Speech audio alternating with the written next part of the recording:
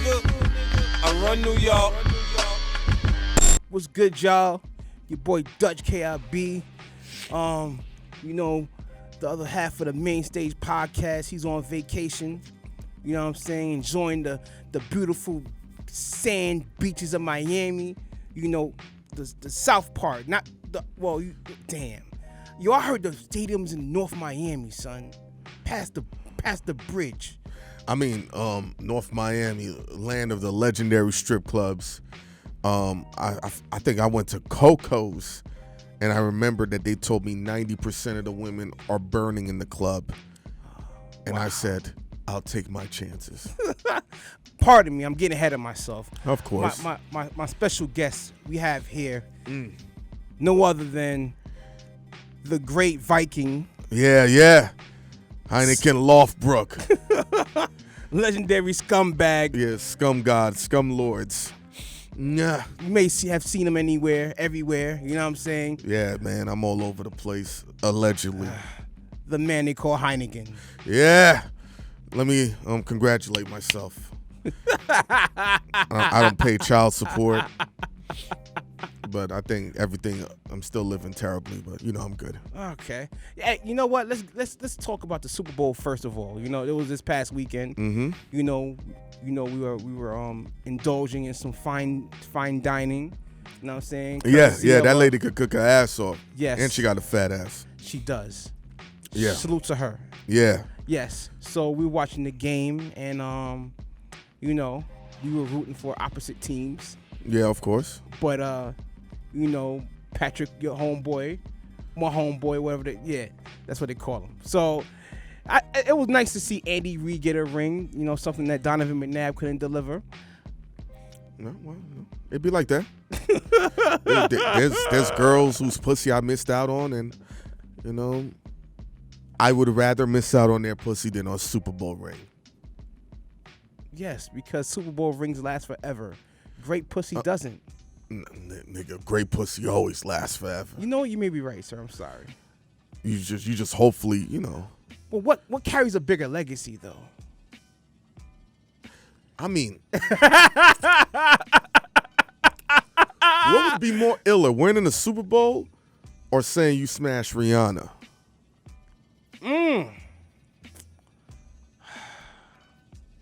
You know what?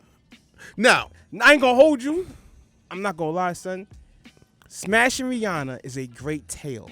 But saying that you won a Super Bowl can stand the test of time. Because eventually, Rihanna's celebrity is gonna fade. Let's keep it real. I love the West Indian Bajan woman, the Bajan queen, Rihanna.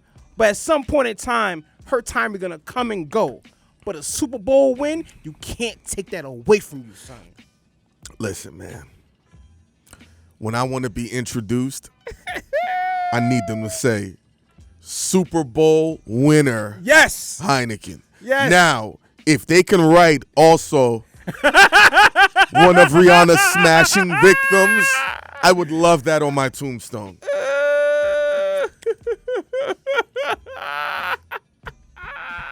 I would love that on my tombstone. Yes. You know, along with great father when I have kids and accomplished black man or whatever. That sounds profound, I guess. I don't know. All right. So, of course, this is a battle rap, show, premiere platform. God bless you, because you know I hate talking about battle rap. Yes. But I will do it. I appreciate that, sir. So, how do we get in? Okay. Okay, so let's talk about how I semi-introduced you into the format of battle rap. This was so many fucking years ago. That's a fact.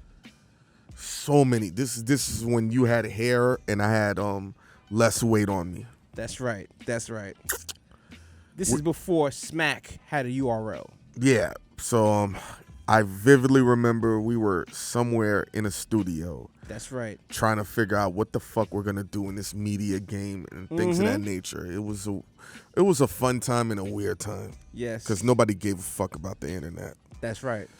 And I just vividly remember you going to what's that Jamaican food spot? Oh, Fisherman's Grill, yes. Fisherman's Cove, Grill, Cove, Grill, yes, whatever yes, the name yes, is. yes. And you know, at that time they gave you an obscene amount of jerk chicken for $4. And when you're a college student, that shit's amazing until you realize it's fast food jerk chicken. But whatever. Yes, yes.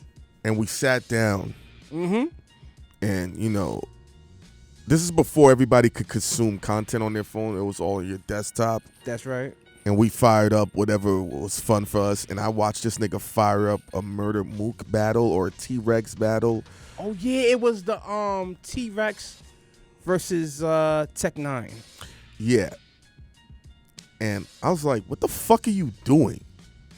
And you gave me a stink look like I was a fuck boy, like I'm running a battle. I was like, yo, something wrong with this nigga, but fuck it, we in it to win it. Right. And I just thought you were just uploading the shit because it was fun for you to watch for that moment. I didn't really understood that you actually love this shit. You love these fucking motherfuckers and whatever. Somehow I got caught in this tornado and I started interviewing these niggas. Great friendships. Math Hoffa, Goods, Cortez, so many more. Charlie Clips. Mm-hmm. We was there for all of that. Talk about us being one of the first platforms to have battle rappers on the show. I mean, to give them like a wide, you know. I mean, in retrospect, we had no cosign and no understanding of how to maneuver. Mm-hmm. So we took whatever we thought was going to give us the best content. And at that time, everybody was all hitting at the same time. Right. And the battle rap crop that we came up with spoke very well. And when I mean spoke, not proper English, they know how to communicate very well to get their point across in interviews. So that gave us the leverage to put out amazing content. When we think about it, Math Hoffa speaks well. Cortez speaks well. Good speaks well. Surf, even though he was young, speaks well. Shotgun Suge, Old Red. When you think about it, they all speak well. And I'm not talking about proper English, just know how to communicate themselves. And we asked incredible questions. We caught incredible moments. DNA as well. Yes. Everybody was captivating. T-Rex. Mm-hmm. These are all dudes. We all came up at the same time. A-Verb. When we did the legendary interview in front of Madison Square Garden, he speaks well. Hitman. These guys, you know. Right. Accent or not, they understand how to communicate well. And that gave us, it was mutually beneficial for both because even though we were doing a lot of battle rap interviews, Dutch, they were landing in very hip-hop political points of views in brackets. They weren't looked at as battle rappers doing interviews. They were looked at as rappers doing interviews. That's a fact. So, you know, it allowed us both to grow when we think about it. I think now, going forward, would I chase a battle rap interview now? I think I'm a little jaded by it. Right. Of course. It's so different for you. You have a way bigger passion for it. I don't give a fuck about battle rap in a certain sense, even though I'm doing it for you because we're family. And I'm not gonna sit here in front. I really don't like the shit that happened to you in Virginia. I think it was totally like people don't understand that you, Norbs, and Smack helped build the URL. Right. You've been very modest about that. I'm going to keep saying that on camera. No one can question it. Beasley's not going to question it. I'm not talking fly. This is the truth. You were behind the scenes helping these niggas. You give a fuck too much about these niggas. And I've always said this, and it offended me that these niggas betrayed you because you're the one that was working to give them a bigger platform. And people don't understand the power and the influence you have behind the scenes. Angela Yee used to call your phone. Amber Rose would call your phone. All these famous women, Pinky the porn star in her peak would call your phone. So when I see these niggas thinking that your resume ain't what it's supposed to be, or they don't understand the history, and then I see them do this to you, and I'm like, the fuck out of here. Dutch would never do that. You love these niggas too much to do that shit. I'm keeping it real, and you know, it put a friction between us, not in a bad way, but I was like, yo, this is what he want to do. I can only support him because he fucking made sure I was lit. Not for nothing. Like after that situation happened, I talked to Norbs, and I got a better understanding on why he's more far removed. Yep. From being that accessible at events and things like that. I used to tell you that. You know, and I never understood that. I always thought that, yo, you got to be in the mix, be around these niggas, yeah. yada, yada, yada. Fuck out of here. Yeah. I'm keeping it real. You know what? And after that happened, I felt like that. Like, I still do in a sense, you know, but like Norbs, in a sense, like, I distance myself and I only make appearances when it matters. I just felt like, you know what I'm saying? You allowed too much niggas who hadn't proven themselves to get too close to you. And there ain't nothing wrong with that because sometimes you want to build with somebody, kind of like how Muhammad Ali and Howard Cosell built together. So even though you have a relationship with all the top tier talent, right? I get cultivating and coming up with new talent. It feels good to be coming up from the ground level at a certain point in your life and working. Giving people opportunities. Yeah, of course. I mean, a lot of people gave us opportunities. Otherwise, we wouldn't be here. That's a fact. You know what I'm saying? There are people that we don't speak to now, but I still would never discredit what they did for us. I hate people that fucking rewrite history. There are people I have beef with, and I'll still say, yo, if it wasn't for that person, I'm not here. Give them their credit. Give them their flowers. Whatever. People like to rewrite history and say, nah, it was this person that did that. Why? Why are you afraid? There's currency in telling the truth the accurate way. Right. Unless you're cheating on your bitch. And go figure. Yeah, then you got to, we're going sideways, but whatever.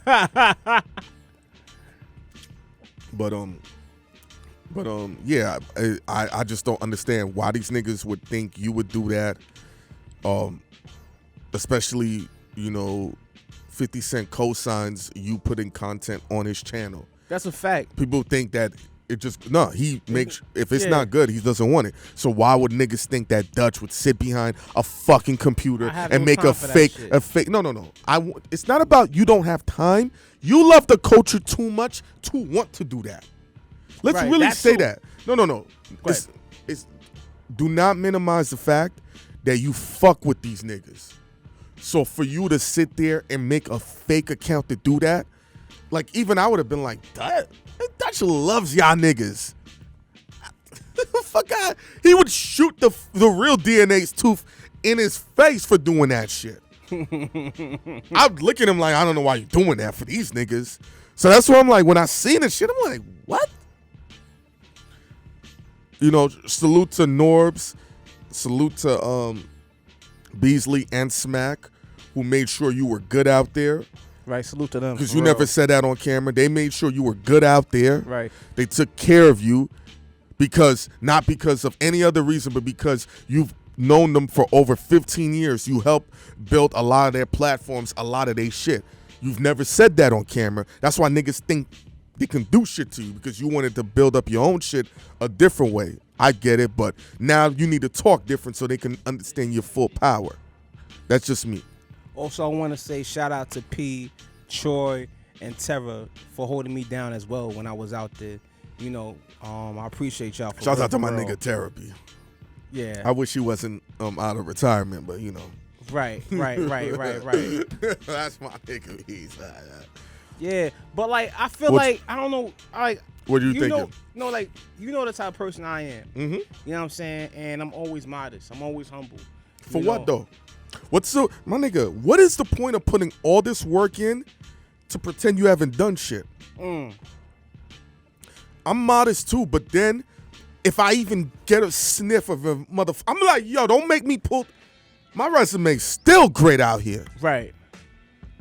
So, but I've always said in the internet era, you have to reinvent yourself every 3 years, or you have to reintroduce yourself every 3 years. Because I don't like living in the past neither, of saying this is what we did, this is what I did. Who gives a fuck? Right. I don't want to be one of them niggas living off old stories of what we did, and then people's like, so why you still haven't kept it going? I'm not a retired basketball player yet. You get what I'm saying? Right. So I like to still brag about the new accomplishments until somebody acts away. Then, like, I remember one time a young lady was like, you know, if they can let a person like you do interviews on these platforms, they should let me do that. And I looked at her and I said, you must be new because you clearly don't know the resume. Right. And she froze. I don't get it. I said, you're new. I said, I could tell you probably started 8 months ago.